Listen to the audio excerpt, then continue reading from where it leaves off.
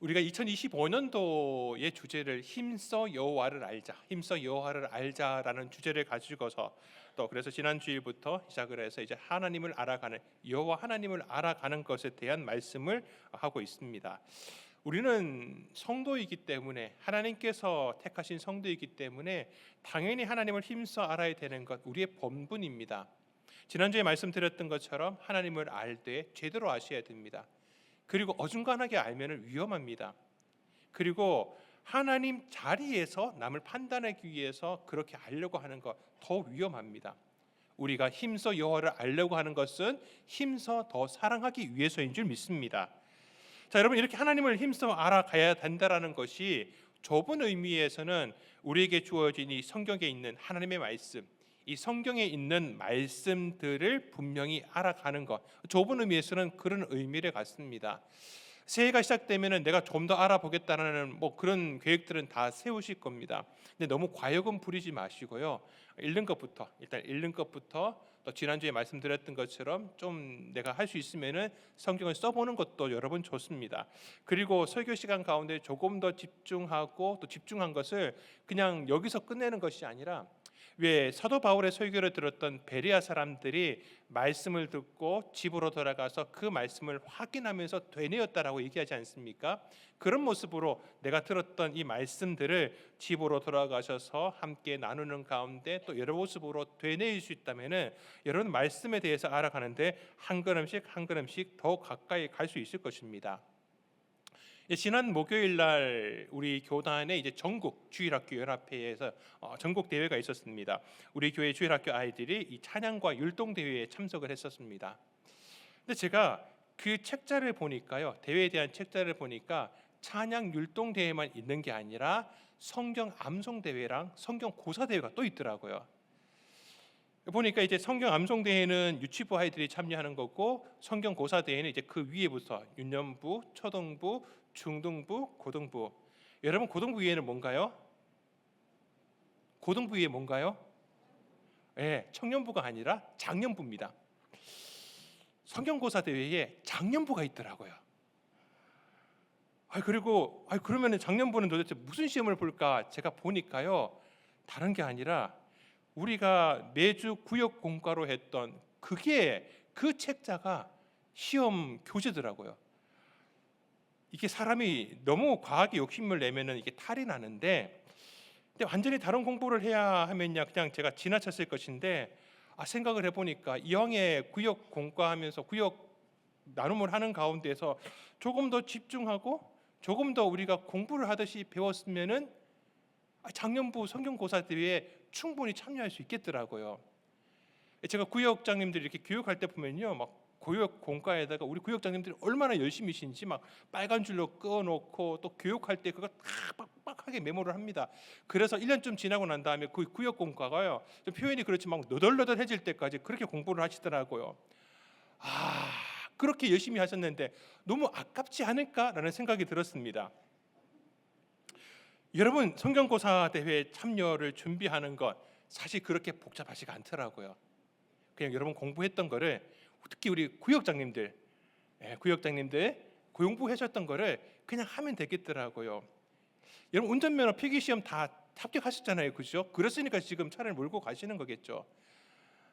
요즘 카트라인이 얼마인가요? 카트라인이 제가 잘 몰라서 제가 일정 보통 딸 때는 이게 80점이었거든요. 80점이었습니다. 근데 제가 이번에 그 책자를 보니까 성경고사 대회는 60점 이상이 나오면 무조건 상을 주더라고요. 60점 이상이 되면 무조건 상을 줍니다. 왠지 할 수 있겠다라는 생각이 드는데 또 보니까 여러분 더 감사한 것이 주관식이 없어요. 다 객관식입니다. 다 객관식입니다. 다시 말씀드리지만은 지난주에도 성경 필사하는 것을 제가 절대 강요하지 않았습니다. 이것도 절대 강요는 아닙니다. 근데 이왕에 한번 제대로 말씀을 알아가겠다라는 생각이 있으시다면은 한번 저는 도전해봤으면 좋겠습니다. 사람이 뭔가 목표를 정하고 목표를 따라서 더 집중을 하다가 보면은 더 잘 배워갈 수 있는 것 아니겠습니까? 운동선수가 대회에 나가는 걸 목표로 하면 더 잘 되는 것처럼 성경 말씀을 알아가는 것도 마찬가지입니다. 지금부터 당장 하실 필요는 없습니다. 하반기부터 하는데 상반기부터는 아무것도 안 하느냐, 그게 아니라 구역 공과가 계속 이제 진행이 되는데 그 과에 있는 암송 구절 하나 정도만 암기를 하고 이렇게 지나오시면 됩니다. 아니 한 주간에 성경 한 구절 암송하는 건데 그것 하나 못 하실까 봐요. 그죠? 네, 이러실 줄 알았습니다. 제가요 그 생각을 했습니다. 하반기 들어가면서 그렇게 한번 도전해보고 싶으신 분들을 모아가지고, 왜 그런 거 있잖아요. 이 고시 준비반, 이건 고시 준비반이 아니라 고사 준비반, 성경 고사 준비반을 만들어 가지고 한번 공부를 해보면 어떨까 하는 그런 마음을 가져봤습니다. 그리고 시험을 쳐가지고 아니 60점을 못 넣겠습니까? 60점을 못 넣겠습니까? 기도하고 있습니다. 몇 분이 신청을 하실까? 몇 분이 이 고사반에 들어올까? 마음을 가져봅니다. 여러분 그렇게 해봐야지 지금 공부하고 있는 우리 아이들이 시험 공부하는 그 마음이 이해가 되더라고요. 그런 마음도 함께 가지시면서 저는 이런 기회들을 통하여 가지고 말씀을 더 잘 아시고, 또 이런 목표를 정해놓고 하는 것들을 통하여서 더 자세히 본인도 아시고 또 많은 사람들에게 함께 그 말씀들을 나눌 수 있는 그런 은혜가 있지 않을까라고 해서 한번 소개를 드렸습니다. 절대 강요는 아닙니다. 정말 반응이 없으시네요. 그리고 이제 이 하나님을 알아간다라는 데 있어서 넓은 의미로 가게 되면은, 더 넓게 봤을 때에는 단순히 지식적으로만 하나님을 아는 것이 아니라 더 확대되는 것이 있습니다. 왜 우리가 사람을 알아가는 것에 있어서, 사람을 안다라는 것에서 그런 표현을 쓰지 않습니까? 처음에는 이 사람에 대해서 초면에 잘 모릅니다. 그래도 인생 경험이 많으신 분들은 한두 마디 나누다가 보면은 이 사람은 이런 사람이겠구나라고 하는 그런 생각을 가질 수는 있습니다. 그런데 이 사람에 대해서 당장 분명하게 알 수는 없습니다. 어느 정도 시간이 지나서 이 사람이 이런 일을 하는 것, 저런 일을 하는 것을 경험을 해봐야 아는 거죠. 그래서 처음에는 그 사람이 하는 것에 대해서 도대체 이해가 안 됩니다. 난 도대체 당신이 어떤 사람인지 모르겠다라고, 난 당신이 도대체 누군지 왜 이렇게 하는지를 전혀 모르겠다라고 했었는데, 시간이 지나고 그 사람과의 어떤 같은 경험들을 함께 하는 것들을 통하여서 어느 정도 시간이 지나면 이제 그렇게 얘기를 하는 거죠. 내가 이제는 좀 당신을 알 것 같다라고. 그러면 그전에는 몰랐습니까? 그러니까 그전에 알고 있었던 것과 시간을 통해서 경험을 하게 되었을 때 알게 되는 것하고 이 범위가 점점 확대된다라는 것입니다. 우리말에는요 그런 안다라는 표현들이 참 여러 가지로 쓰입니다. 좁은 의미의 그 시식적인 정보를 통해서 내가 알게 되는 것도 안다라고 하는 뿐만 아니라, 이제 그런 어떤 관계 가운데서 그 속마음까지 들여다보게 되고 그 사람을 이해하게 되는 것 또한 우리는 안다라고 표현을 하는 것입니다. 그렇게 알아가기 위해서 시간이 필요합니다. 무언가 많은 것을 같이 해야 됩니다. 그런 경험을 통하여서 그 사람을 알아가는 거죠. 그런 인격적인 관계 가운데서 사람들을 우리는 알아가게 되는 것입니다. 하나님을 아는 것도 마찬가지입니다. 하나님과의 그 관계 가운데서 하나님과의 그 경험들을 통하여서 우리는 점점 더 하나님을 알아가는 것입니다. 그러기 위해서 사람과 사람의 관계에서도 인격적인 관계에서 서로를 알아가는 것처럼 하나님 또한 우리가 인격적인 관계 가운데서 그분을 알아가게 되는 것이죠. 그런 과정 가운데서 우리는 이런 일들을 경험하게 됩니다. 어떤 때는 하나님이 일방적인 말씀만 들으면서 무섭고 떨리는 가운데 복종만 해야 되고 순종만 하는 것, 그런 것만이 생각이 되다가 어느 정도 지나고 난 다음에 내가 기도를 하게 됩니다. 하나님께 물어볼 수도 있고 내가 가지고 있었던 그런 소망들을 하나님 앞에 기도 아랠 수도 있는 것입니다. 그런데 우리가 기도한다라고 해서 하나님이 모든 것을 다 응답해 주시지는 않지 않습니까? 아이들이 칼을 달라고 한다고 해가지고 그 칼을 주는 부모가 어디에 있습니까?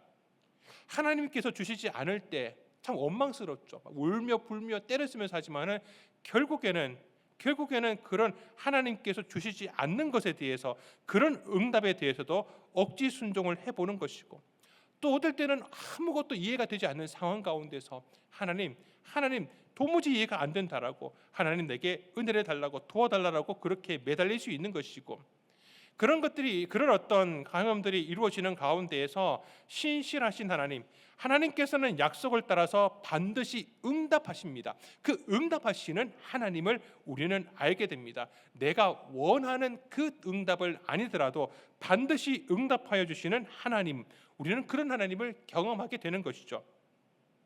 이처럼 하나님과의 그런 관계 경험을 통하여서 교제를 나누면서 우리는 하나님을 조금씩 알아가기 시작을 합니다. 아, 정말 하나님은 말씀대로, 말씀에서 얘기하신 그대로이신 분이시구나. 사랑의 하나님이 정말 사랑이시고, 전능하신 하나님께서 정말 전능하시고, 또 하나님께서 믿는 자들을 향하여서, 당신의 백성들을 향하여서 이런 일을 하신다, 저런 일을 하신다라는 것에 대해서 정말 그 말씀대로 역사하시는 거구나 라고 하는 것을 우리는 알아가게 되는 것입니다. 그런 하나님과의 인격적인 관계 가운데서 그분을 경험하고, 그러면서 알아가고, 그러면서 더 말씀 가운데 이야기되고 있는 그 내용들을 믿게 되는 것입니다. 처음에 말씀을 듣고 읽을 때는 이게 단순히 지식적으로만 우리에게 담겨져 있을 뿐이었는데, 그리고 내가 그것을 받아들이기에는 너무나 힘들었습니다. 그런데 시간이 지나고 난 다음에 그것들이 이제 받아들여지기 시작합니다. 무엇을 통해서 받아들여지느냐? 바로 믿음을 통하여서 받아들여지는 것입니다. 믿음을 통하여서 알아가게 되는 것입니다. 오늘 우리가 읽었던 이 본문 말씀 가운데에서 우리는 그것을 찾아볼 수가 있습니다. 우리 3절 말씀을, 본문의 3절 말씀을 다시 한번 더 읽도록 하겠습니다. 같이 읽습니다. 믿음으로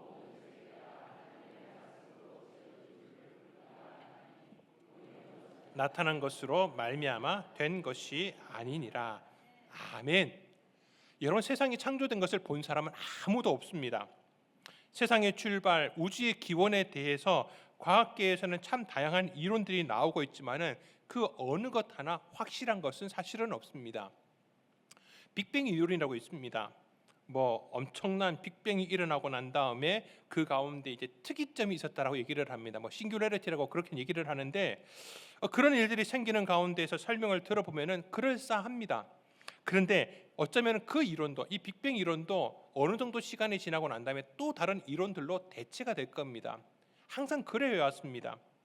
새로운 이론들이 나옵니다. 왜 그렇습니까? 그것이 아직 불확실하기 때문에 그렇습니다. 조금 더 확실해 보이는 새로운 이론들에 의해서 계속해서 대체가 되는 것입니다. 과학이란 게 사실은 그렇습니다. 과학은 분명한 어떤 사실을 바탕으로 해서 시작되는 것이 아니라 가설로부터 시작을 합니다. 가설을 세워놓고 그거를 증명해내려고 합니다. 그러다가 어느 정도 퍼센테이지나 어느 정도 이 부분에 있어서 개연성이 있다든지 관련성이 있다든지, 그러면 그걸 가지고서 하나의 이론으로서 사람들에게 얘기를 하는 겁니다. 설득을 하는 거죠. 이건 이론입니다. 이럴 수도 있고 이러지 않을 수도 있습니다. 불확실한 것이죠. 그런데 그걸 우리가 안다라고 하지 않습니다. 세상이 그렇게 만들어졌다라고 우리는 이제 알게 되었습니다. 그렇게 얘기하지 않습니다. 그런데 우리 믿음의 성도들은 어떻게 이 세상이 창조되어 시작되었다라는 것을 알고 있습니다. 바로 하나님의 말씀으로 창조된 줄 믿습니다. 우리는 믿음으로 아는 것입니다. 우주가 어떻게 시작이 되었고, 지구가 어떻게 세웠고, 어떻게 인류가 역사가 시작되었다라는 것을 우리는 믿음으로 아는 것입니다. 우리는 아는 사람들입니다. 그들은 모르는 사람들입니다. 차이가 있습니다. 우리는 아는 데에서 시작을 하고 있고, 그들은 모르는 데에서 시작을 하는 겁니다. 늘 항상 의심하면서 시작을 하고 있는 것이 바로 과학인 것입니다. 그런데 우리는 그러면 어떻게 해서 그렇게 아는 믿음을 얻게 되었느냐? 그 믿음이 우리 가운데 일어난 것은 우리에게 어떤 특별한 능력이 갖추어져 있어서가 아니었습니다. 성령 하나님께서 우리 안에서 역사하시기 때문에 그렇습니다. 내가 할 수 없는 것, 우리는 인간의 한계를 가지고서 그것을 알 수 없고 발견할 수도 없는 그것을, 믿을 수도 없는 그것을 성령께서 우리 안에 들어오셨기 때문에 그것을 믿음으로 알 수 있게 해 주신다라는 겁니다. 여러분, 우리는 그래서 믿음을 통하여서 세상이 하나님의 말씀으로 창조된 것을 아는 사람인 줄 믿습니다. 또한 그렇게 믿음을 통하여서 하나님의 아들이 육신의 모습을 입고서 우리 죄를 대신해서 죽으셨다는 것을 또한 믿음을 통해서 알고 있는 사람들입니다. 그리고 그 이름을 믿는 모든 자들이 구원 영생을 얻게 된다는 것을 또한 믿음으로 알고 있는 사람들입니다. 우리가 매 예배 때마다 이 믿음을 사도신경을 통하여서 고백하고 우리가 아는 바를 우리가 함께, 공동체가 함께 고백하고 있는 것입니다. 그런 믿음의 고백을 따라서 또한 우리는 아는 것을 따라서 우리의 삶을 살아가고 있는 것입니다. 근데 여기서 우리가 진정한 믿음을 다시 한 번 더 생각을 해봐야 됩니다. 여러분, 진정한 믿음은 믿을 수 없는 것을 믿는 것이 진정한 믿음입니다. 이해할 수 없는 것을 믿는 것이, 수용하는 것이 바로 믿음입니다. 이해할 수 있는 것은 그냥 이해한 것입니다. 그걸 믿음이라고 하지 않습니다. 이해되지 않는 것을 수용하는 방법은 다른 것이 없습니다. 믿음밖에 없습니다. AD 2세기경에 터툴리안이라고 하는 유명한 초대 교부가 있습니다. 초대 교회의 지도자였던 그런 터툴리안이라는 사람이 있었습니다. 근데 그 사람은 터툴리안은 원래 예수를 믿는 사람이 아니었습니다. 자신의 아버지가 총독 관저의 경비 대장이었는데, 이 아버지가 이 터툴리안은 원래는 법률을 전공하면서 변호사가 되게 했습니다. 터툴리안은 변호사로 활동했던 사람입니다. 근데 어느 날 보니까 로마 정부에서는 이 기독교를 당시에 금지하고 있었거든요.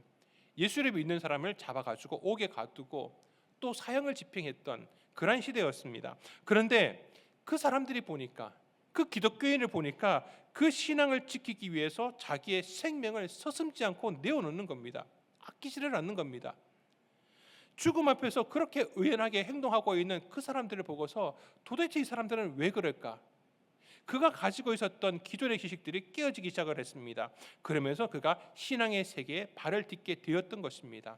예수를 믿게 되었고, 믿는 것으로 그쳤던 것이 아니라 초대 교회 가운데 교부로서 굉장히 하나님 앞에 귀하게 쓰임 받았던 사람이 되었습니다. 자, 그런데 그런 법률을 공부한 누구보다도 논리적인 사람이었지만은 터툴리안은 이렇게 얘기를 합니다. 하나님의 아들이 죽으셨다는 사실은 어리석기 때문에 믿을 만한 것이다. 묻히신 분이 부활하셨다는 사실은 불가능한 일이기 때문에 확실한 것이다. 이렇게 믿음을 얘기를 합니다. 그렇게 고백을 합니다. 그러면서 뭐라고 얘기하느냐? 나는 불합리하기 때문에 믿는다라고 합니다. 나는 믿는다. 이 옆에 되어 있는 게 라틴어입니다. 나는 믿습니다. 왜냐? 그것이 불합리하기 때문에 믿겠다라는 겁니다. 여러분, 합리적이면 믿을 필요가 없습니다. 합리적인 것에 믿음이 필요 없습니다. 불합리하기 때문에, 이해가 되지 않기 때문에, 불가능한 일이기 때문에 우리는 믿음으로 그것을 받아들이게 되는 것입니다. 히브리서 11장 3절의 이 창조의 말씀도 마찬가지입니다. 하나님께서 창조하신 것을 우리가 아는 것은, 다시 말씀드리지만은 믿음으로 알게 되는 것입니다. 자, 그런데 여기서 믿음으로 안다라고 했을 때 이 안다라는 단어가 헬라어로는 노에오라고 하는 동사를 씁니다. 영어로는 정확하게 understand라는 단어입니다. 그러니까 하나님께서 세상을 창조하셨다라는 것을 안다라는 이 말이 조금 더 정확하게 표현하면은 하나님께서 세상을 창조하셨다라는 것을 믿음을 통해서 내가 이해한다라는 겁니다. 이해한다라는 겁니다. 깨닫게 되었다라는 겁니다. 납득이 되었다라는 것입니다. 무슨 말입니까? 믿음을 통하지 않고서는 이것을 이해할 수 있는 방법이 없습니다. 세상은 자기의 방법으로 그것을 이해하려고 하기 때문에 창조를 부정할 수밖에 없습니다. 왜 그렇습니까? 창조는 우리 인생 가운데 경험할 수 없는 것이기 때문에 그렇습니다. 과학은 우리의 삶 가운데서 발견되지 않고 증명되지 않으면 절대 그것이 있다라고 할 수가 없는 것입니다. 있는 것으로부터 이해를 끄집어내고 과학적인 사실들을 끄집어내야 되는데, 창조는 우리가 살아가고 있는 지금 가운데 일어나는 일들이 아닙니다. 그리고 사람이 할 수 있는 게 아닙니다. 왜 그렇습니까? 오늘 말씀에도 얘기하고 있는 것처럼 창조라고 하는 것은 보이는 것으로부터 나타난 것을 만든 게 아니기 때문에 그렇습니다. 좀 더 쉽게 설명을 드리면은, 창조라고 하는 것은요, 어떤 이런 물질이 하나 있어가지고 그 물질로부터 이런 새로운 물질들을 만들어내는 것을 창조라고 하지 않습니다. 창조는 철저하게 아무것도 없는 가운데서 유를 만들어내는 겁니다. 무에서 유를 만들어내는 것입니다. 그것이 바로 창조입니다. 그러니까 창조는 사람은 할 수 없습니다. 오직 하나님만이 창조할 수 있는 것이죠. 여러분 가운데서 혹시 무에서 유가 만든 게 있습니까? 없습니다. 뭔가 획기적인 것을 만들어내는 것을, 그걸 가리켜서 우리가 창조적이라고는 얘기할 수 있습니다. 그러나 그것을 창조라고 하지 않습니다. 아무리 정말 이 세상에 없는 것이 만들어진 것처럼 보인다고 할지라도 그 모든 것들은 무언가로부터 근원이 있는 데서 나온 것입니다. 그것이 무형적인 것이든 유형적인 것이든. 그러니까 우리 가운데에 창조라는 것은 경험되어지지 않기 때문에 과학적으로 창조를 설명할 수 없습니다. 이해가 되지 않습니다. 그러니까 어떡합니까? 창조가 아닌 다른 방법으로 세상이 시작되었다라고 얘기를 하려고 하니까 불확실한 것만 계속 맴도는 겁니다. 예전에 얘기했던 것이 맞다고 생각을 했는데 또 다른 이론으로 이것이 그냥 틀렸다라고 나옵니다. 아까 말씀드렸던 빅뱅 이론도 뭐 싱귤레리티라고 하는 그런 특이점이 있었다라고 하는 그런 말들이 많지만은 결국에는 이것도 불확실합니다. 불확실합니다. 정확하게는 더 말씀드리면 모른다라는 겁니다. 또 다른 이론으로 또 이것이 또 무시가 될 겁니다. 뒷전으로 밀려나게 될 것입니다. 아무리 과학이 발달하고 한다고 하더라도 알아낼 수 있는 것은 정말 적습니다. 이 광활한 우주 가운데에서, 이 천체 가운데서 인간이 알고 있는 것은 도대체 얼마나 될까요? 아니, 이 넓은 게 아니라 우리 몸을 구성하고 있는 이 몸세포 가운데 작은 세포 하나도 그 안에 뭘로 구성됐는지 사람이 정확하게 판단할 수 있을까요? 못하는 겁니다. 이것 하나도 제대로 밝혀내지 못하고 있는 그것이 바로 과학이라는 것입니다. 그런데 우리는 압니다. 우리는 알고 있습니다. 이해하고 있습니다. 그거는 다 하나님께서 창조하셨다는 겁니다. 여러분, 이 두 가지의 엄청난 차이를 아십니까? 모르는 데서 출발을 하다가 보니까 매일 모르는 데서 그냥 불확실한 것만 돌아가는 겁니다. 그냥 답안지 쳇바퀴 돌아가듯이 그냥 모른다고 하는 것만 돌아가고 있는데, 아는 것에서부터 출발하니까 확실하지 않습니까? 확실하니까 모든 것들을 더 정확하게 이해시킬 수 있습니다. 설명할 수가 있는 것입니다. 아는 것으로부터 출발하는 것과 모르는 것으로부터 출발하는 것은 완전히 다른 차이가 있는 것입니다. 그래서 믿음으로 아는 것으로부터 출발한다라고 하는 것은 믿는 자에게 주신 하나님의 특권인 줄 믿습니다. 왜 그렇습니까? 믿음이라고 하는 것은 내가 할 수 있는 것이 아니라 내 안에 계시는 성령 하나님께서 나로 믿을 수 있는 능력을 주시기 때문에 우리가 믿게 되는 것입니다. 강요해서 되던가요? 강요해서 되는 게 아닙니다. 아무리 과학적으로 뛰어난 사람들에게요, 내가 하나님이 세상을 창조하셨다는 걸 내가 알고 있는 그 사실을 아무리 얘기한다고 하더라도 받아들이지를 못합니다. 왜 그렇습니까? 그 안에 성령 하나님이 안 계시기 때문에 그렇습니다. 아무리 좋은 말로 설득을 하고 설명을 해줘도 이게 받아들여지지 않습니다. 그거는 믿음으로만 받아들여질 수 있기 때문에 그렇습니다. 사랑하는 성도 여러분, 사람들은 일반적으로 모르는 것에 대한 두려움이 있습니다. 처음 가는 길은, 그 낯선 길은 가려고 하면은 두렵습니다. 또 어둠 가운데 아무것도 없는, 빛이 없는 공간에 들어가게 되면은 아무것도 보이지 않기 때문에 또 두렵고, 낯선 사람을 만나게 되면은 이게 어떤 사람인지 모르기 때문에 또 두려움이 있습니다. 그러니까 모른다라고 하는 것은 사람의 마음 가운데 불안을 주고 두려움을 주게 되어 있습니다. 그런데 알면 어떻게 되느냐? 알게 되는 순간에 완전히 바뀝니다. 낯선 길이기는 합니다. 처음 가는 길이기는 합니다. 그런데 내 손에 내비게이션이 들려져 있고 지도가 있다면은 내가 처음 가는 것이긴 하지만은, 내가 모르는 것 같지만은 내게 주어진 이걸 통하여서 알미 생기는 겁니다. 알게 되는 것이죠. 그러면 여러분들 내비게이션을 보고 지도를 보면서 두려움 가운데 길을 가십니까? 아닙니다. 그냥 편안하게 가시는 겁니다.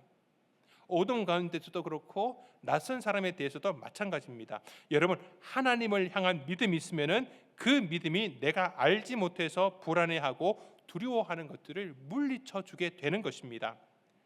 저는 그런 의미에서 이 안다라는 것을 영어로 표현하고 있는, 영어에서 안다라는 이 표현이 참 의미가 있는 것 같습니다. 어떤 경험을 통하여서 이제 내가 당신을 알겠습니다, 내가 이제 좀 알겠습니다 라고 했을 때 영어로 뭐라고 얘기합니까? I see라고 합니다. 욕이 아닙니다. 제가 너무 또 발음을 좀 세게 했네요. 내가 I see, 내가 안다라고 우리가 번역을 하지만은 실상은 see라고 하는 게 본다라는 겁니다. 내가 본다라는 겁니다. 여러분, 아는 것이 바로 보이는 것이고, 보이기 때문에 두려움이 사라지게 되는 것입니다. 믿음의 눈으로 보는 것이 바로 우리에게 알게 되는 것이라는 겁니다. 남북 이스라엘로 나눠졌을 때 북쪽 이스라엘의 더 북쪽에는 아람이라는 나라가 있었습니다. 아람 왕이 항상 이 북이스라엘을 괴롭혔습니다. 어떻게 괴롭혔냐 하면은 이 게릴라 전술을 펼쳐가지고 뭐 대규모 군대로 쳐들어온 것이 아니라 작은 게릴라들을 조직을 해가지고 막 급습을 하는 겁니다. 갑자기 쳐들어가서 그 국경 지역에 있는 이스라엘을 약탈을 해오고 그렇게 했었던 겁니다. 자, 그런데 그렇게 약탈하던 북쪽 이스라엘을 약탈했던 그 아람 나라 또 약탈을 하려고 했더니 어느 날부터는 갑자기 이게 안 되는 겁니다. 약탈을 하려고 급하게 갔는데 갑자기 미로 닥쳤는데 그 길에 이스라엘이 벌써 진을 치고 기다리고 있는 겁니다. 한 번만 그런 것이 아니라 계속 그런 일들이 반복됩니다. 이게 가능하려면은 이쪽에 우리 이 아람 나라 쪽에 첩자가 있어가지고 이 내용들을 바로바로 이렇게 이스라엘에다가 얘기하는, 그러지 않고서는 이걸 알 수가 없는, 너무나 분명하게 그 모든 것들을 알고 있는 겁니다. 아람 왕은 자신의 신하들 가운데 첩자가 있지 않을까라는 생각을 가지고 첩자를 찾아내라고 합니다. 자, 그런데 첩자가 있는 게 아니라 완전히 다른 일이 있었던 겁니다. 신복 중에 한 사람이 왕에게 이렇게 얘기를 합니다.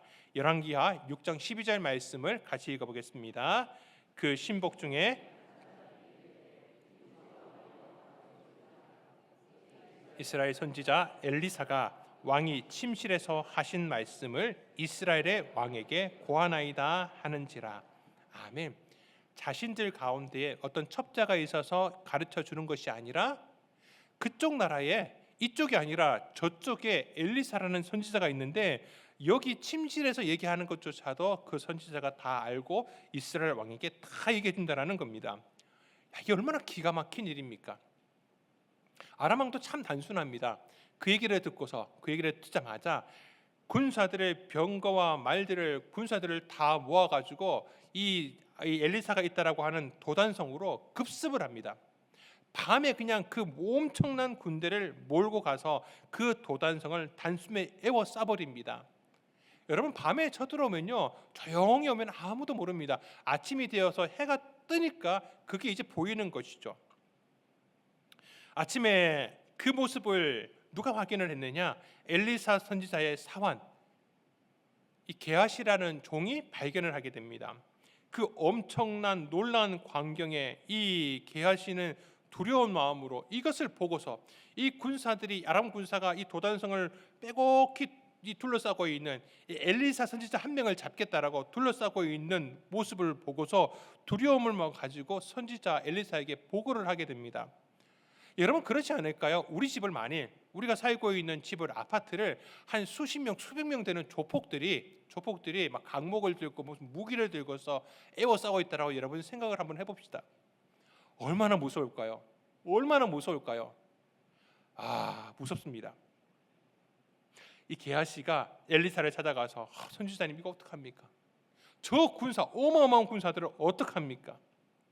그랬더니 엘리사 선지자가 사환에게 이렇게 얘기합니다. 야, 두려워하지 마, 걱정하지 마. 내 편이, 우리 편이 저쪽보다 훨씬 더 많아. 우리 편이 훨씬 더 많다라고 합니다.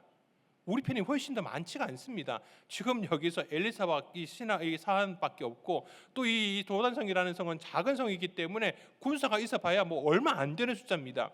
저기 아람 군대에 비하면은 이거는 그냥 전쟁 일어나자마자 바로 그냥 다 죽을 수밖에 없는 숫자의 차이입니다. 그런데 얼마나 많은 더 많은 숫자는 도대체 어디에 있는 겁니까?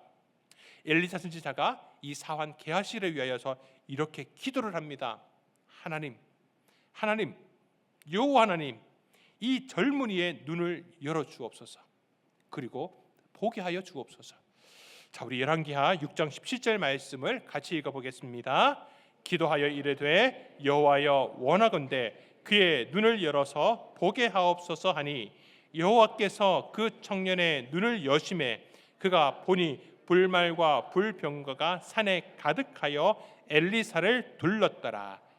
아멘. 젊은 사환의 눈이 열렸습니다.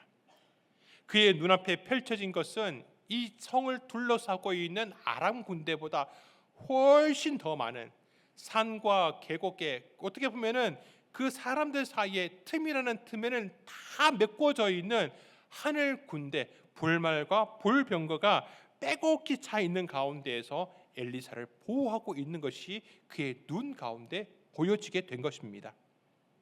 이 말씀에서 얘기하고 있는 것처럼 여호와께서 그 청년의 눈을 여심해, 여호와께서 그 청년의 눈을 여심해, 무슨 눈이겠습니까? 믿음의 눈입니다. 하나님께서 믿음의 눈을 열어주시고 나니까 그 다음에 연결되는 것이 그가 보게 되었다라고 하십니다. 그가 깨닫게 된 것입니다. 이해하게 됐고 알게 된 것입니다. 육적인 눈으로 보이지 않던 것들이 하나님께서 영적인 눈을 열어주시게 되니까 보여지게 됩니다. 엘리사 선지자가 얘기했던 것이 무슨 말인지 알게 되었습니다. 그런 게하시의 마음 가운데 두려움이 있었을까요?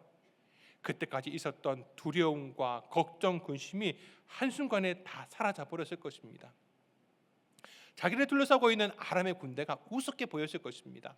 조금 전까지만 해도 나로 하여금 두렵게 떨게 만들었던 이 상황이 오히려 역전되어 버린 것입니다.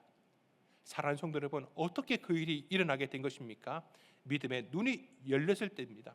믿음의 눈이 열렸을 때입니다. 주님을 알기 위해서 기도하는 것처럼 내 믿음의 눈이 열리기 위해서 기도할 때, 간곡히 기도할 때에 우리 하나님께서 우리의 믿음의 눈을 열어주십니다. 보게 하십니다. 그리고 알게 하십니다. 그러기 위해서 우리는 믿음으로 더 잘 알기 위해서 더욱더 기도해야 되는 것입니다. 말씀을 더 부지런히 들어야 되는 것입니다. 믿음은 들음에서부터 나기 때문에 그렇습니다. 부지런히 들으시고 주여 우리의 믿음의 눈을 열어주시옵소서, 내 눈을 열어주시옵소서. 기도하는 자의 눈을 하나님 열어주시는 줄 믿습니다. 보여주시고 알게 해주시길 믿습니다. 우리 한번 따라해 보시겠습니다. 주님, 내 눈을 열어주옵소서. 내 눈을 열어주옵소서. 믿음의 눈을 열어주옵소서. 믿음의 눈을 열어주옵소서. 여러분 아멘이십니까? 우리 하나님께서 이 믿음의 눈을 열어주실 때 우리에게 보여지는 것이 너무 많은 것이 있습니다. 우리가 올해 송구영신 예배 때 또 신년을 맞이하여서 이 약속의 말씀들을 뽑았습니다.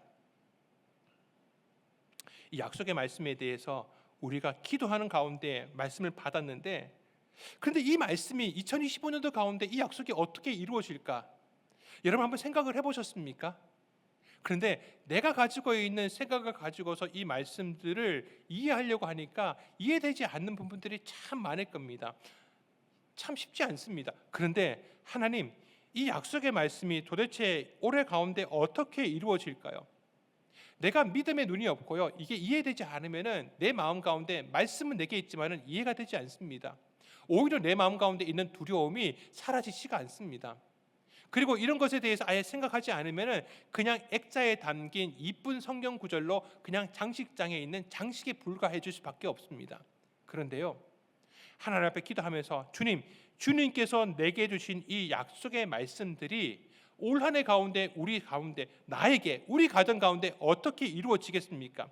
하나님, 내게 믿음의 눈을 열어주시어서 보게 하여 주옵소서, 알게 하여 주시옵소서. 그러면 그 말씀을 통하여서 하나님께서 올해 내게 어떤 역사를 이루어 주실지에 대한 그것이 보여지는 것입니다. 알게 되는 것입니다. 여러분 다시 말씀드리지만은 모르면은 두렵지만은 알면은 그 두려움이 사라지게 되는 것입니다. 올 한 해에 하나님께서 나의 가운데 우리 가운데 어떻게 역사하실지를 믿음으로 알게 되는 사람들은 아무런 걱정이 없습니다. 두려움이 없습니다. 오히려 어려우면 어려울수록, 힘들면 힘들수록 더 마음 가운데 이 기대와 소망이 더 커질 수밖에 없습니다. 사랑하는 성도 여러분, 그 약속의 말씀을 붙들고서 하나님 내 눈을 열어주시옵소서. 이 약속의 말씀을 통하여서 한 해 동안 베풀어 주실 하나님의 그 일하심을 내 눈으로 보고 알게 하여 주시옵소서. 나를 위하여서 우리 가운데 싸워주시는 그 하나님의 일하심, 우리를 보호하시기 위해서 보내주시는 그 불말과 불병거들을 하나님 내 믿음의 눈을 열어주셔서 그것을 보게 하여 주시옵소서. 반드시 우리 하나님 역사하여 주실 줄 믿습니다. 그래서 사랑하는 영들 여러분, 우리는 힘써 여호와를 알게 하여 주옵소서. 믿음으로 더욱 알게 하여 주시옵소서. 그렇게 부르짖는 우리 성도들의 기도를 들어주시고 올 한 해 믿음으로 아는 가운데, 믿음으로 깨닫는 가운데 승리하는 한 해가 되시는 우리 모든 성도님들 다 되시기를 주님의 이름으로 축원드립니다.